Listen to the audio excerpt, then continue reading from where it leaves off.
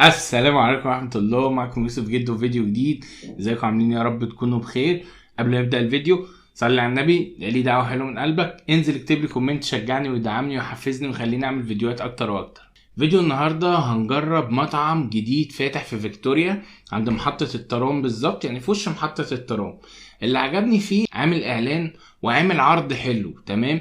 المهم بقى، فالناس بتكلمه فبتسأله عن العنوان وكده، فبيقول لهم اركب الترام انزل عند محطة فيكتوريا هتلاقينا في وش الترام، ولو ما شفتناش هتشم ريحة الاكل وهتعرف مكاننا عن طريق ريحة الاكل. صراحة بيتكلموا بثقة، ناس عندها ثقة يعني ايه ان هما بيعملوا اكل جامد وريحته حلوة. هتشم الريحة وهتيجي ايه يعني كده وهتمشي هتلاقي نفسك وصلت للمكان. ماشي يا عم، كلام جميل. المهم الاكل يطلع جامد والعرض يطلع حلو.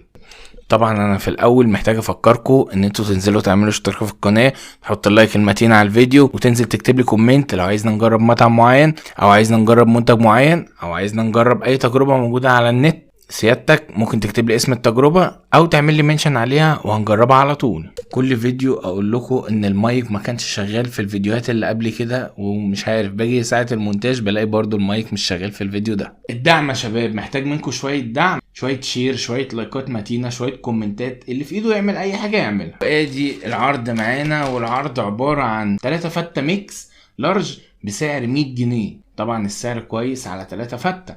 ودي صورة العرض، ودي اول مشكلة قابلتني في المطعم. بصوا ده كده شكل العرض، واللي جاي حاجة تانية خالص. طبعا احنا مش محتاجين التلاتة في حاجة، دي واحدة. المعلقة فين؟ ودي المعلقة، في كده المعلقة. نشيل دي طبعا واحدة، وفي واحدة اتاكلت في الطريق. انتوا اتعودتوا بقى على كده خلاص. المهم طبعا لما نقارن العلبة دي بالعلبة اللي موجودة في الاعلان، طبعا مفيش اي وجه مقارنة. دي اول حاجة. ثانيا دي العلبة الصغيرة معروفة، يعني ده الحجم الصغير في اي مطعم. فانت بتتكلم في لارج، المفروض اللارج ده يعني فوق السمول، فدي السمول. اللارج المفروض يبقى حجمها اكبر شوية. فدي اول مشكلة قابلتني في المطعم. المفروض تعمل اعلان، يبقى المفروض اللي في الاعلان هو اللي هيجيلي. الدليفري بتاعهم ما تاخرش، ويلا بينا عشان ندوق. هو فيديو ايه خفيف خفيف كده، بفكركم بيا يعني.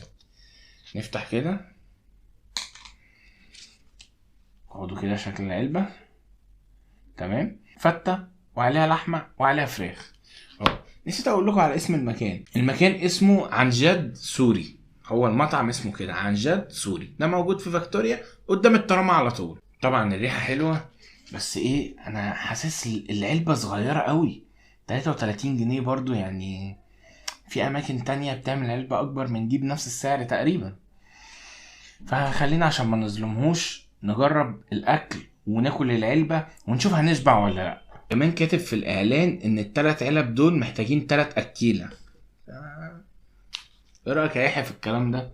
انا يحيى لو شافها يعني ايه، يا دوبك بس ايه تسلية كده.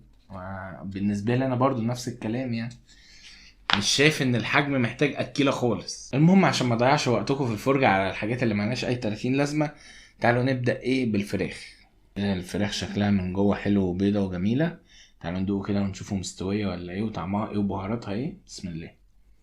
فراخ مستوية حلو، تتبيلتها حلوة. خش على اللحمة بقى. اغلب الناس بتحب الشاورما الفراخ اكتر من اللحمة، مش عارف ده صح ولا غلط. انا عن نفسي بحب الشاورما الفراخ. بصوا ده كده شكل اللحمة. يلا ندوق. بسم الله. لحمة حلوة مستوية كويس، بس البهارات بتاعتها مش جامدة اوي. البهارات بتاعتها ايه، ضعيفة شوية. ندخل بقى ايه، نجرب الرز. على فكرة العلبة دي المفروض ان هي بره العرض ب45 جنيه. بصوا ده كده شكل الرز. تمام. عليه بهارات من فوق. بسم الله. الرز حلو ومتبهر حلو ومفلفل كده وجميل، والبهارات اللي فوق دي طعمها حلو قوي، والبهارات مظبوطة. واحدة بالفراخ بقى، واحدة باللحمة، واحدة ميكس بقى. بص يا عم هشام، انا كنت جايب عشان اكل بس قلت ايه فيديو على السريع كده بالمره. بالنسبه لي الفته متوسطه، مش اللي هي عاليه قوي ومش اللي هي واقعه قوي، لا هي متوسطه. فيها مشكله واحده بس، ان هو مش حاطط توميه كتير، فتحس الطبق ناشف، محتاج شويه توميه كده، شويه صوص يدلعوا الدنيا ويظبطوا الدنيا. بس هي كطعما حلوه. انا عن نفسي مش شايف فيه اي عرض. هو تمام عليه قوي كده السعر ده، الحجم بتاعه مش كبير. تقييمي ليه هديله 7/10. تجربة النهاردة تجربة متوسطة، التجربة سريعة كده. لو عجبك الفيديو متنساش تحط اللايك المتين. اشوفكم في فيديو جديد، سلام.